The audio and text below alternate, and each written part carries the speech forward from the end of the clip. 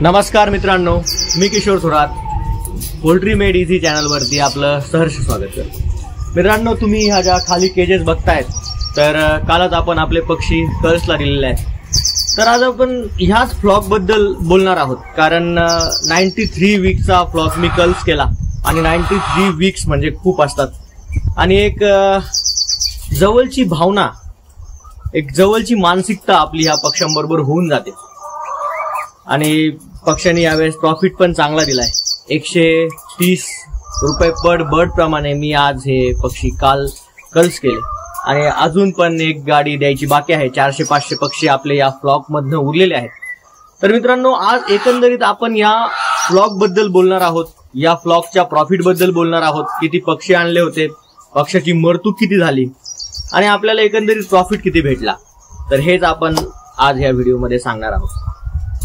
तर मित्रांनो, 15 ऑगस्ट 2023 रोजी हे बर्ड्स मी ग्रोविंगला टाकले आणि आपल्याकडे पक्षी 27 डिसेंबर 2023 रोजी आपल्याकडे हे पक्षी आले। त्याच्यानंतर डिसेंबर गेला, जानेवारीच्या एंडिंगला प्रोडक्शन स्टार्ट झालं आणि ते प्रोडक्शन मग फेब्रुवारीच्या एंडिंगला एकदम व्यवस्थित यायला लागलं। तर मित्रांनो, एकंदरीत फेब्रुवारीच्या स्टार्टला प्रोडक्शन अगदी व्यवस्थित चालू झालं आणि माझं पीक प्रोडक्शन 99% पर्यंत गेलं।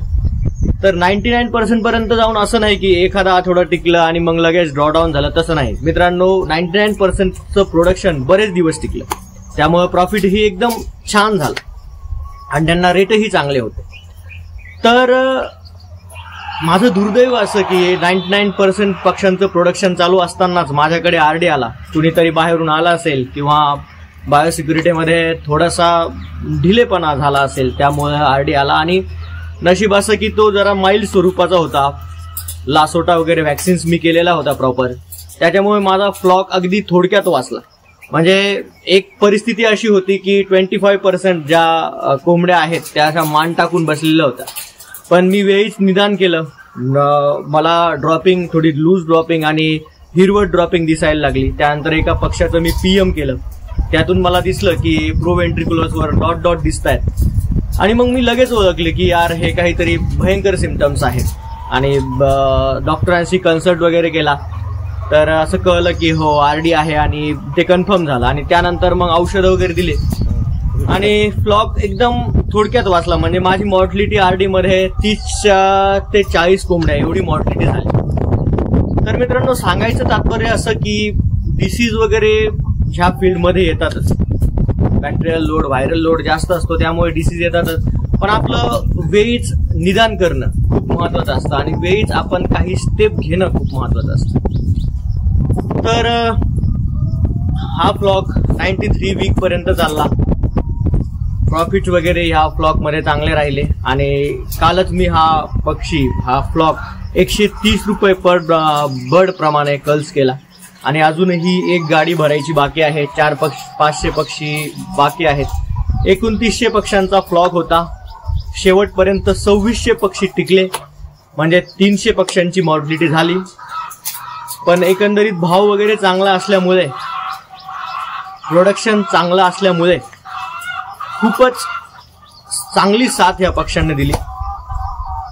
तर मित्रांनो, सांगेल एवढंच की अंड्यांचे भाव वगैरे आपल्या हातात नसतात, पण आपल्या हातात असतं ते पक्ष्यांचं प्रोडक्शन घेणं, पीक प्रोडक्शन घेणं। आणि हे आपण कसं घेऊ शकतो? तर मित्रांनो, मी फर्स्ट बॅच जी माझी होती, मी कंपनीचं रेडी फीड वापरायचो। रेडी फीडचा मला रिझल्ट इतका खास आला नाही। सांगायचं झालं तर माझं प्रोडक्शन 88-90% हे प्रोडक्शन माझं पीक प्रोडक्शन होतं।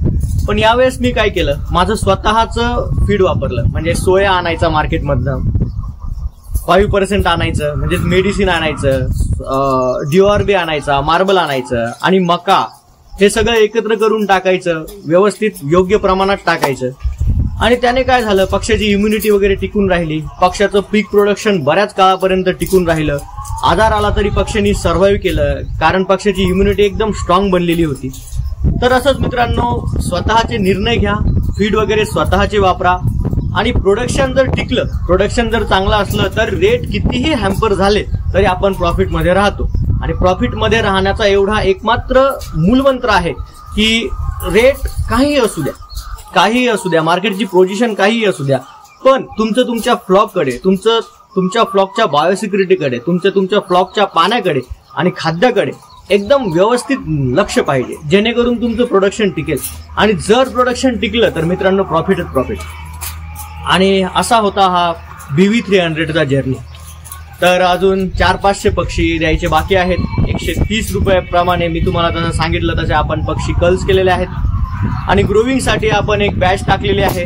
लवकरच आपल्याला शेडचं रिन्युएशन पण करायचं आहे. शेडला खाली गोबा वगैरे करायचा आहे, शेड समोर वाढवायचं आहे. तर ते पण सगळं आपण बोलणार आहोत. त्याचबरोबर पक्ष्यांचे विविध डिसीज वगैरे बद्दल पण आपण पुढे चॅनलमध्ये डिस्कस करणार आहोत. सगळ्या गोष्टी आपल्याला या चॅनलवरती भेटणार आहे.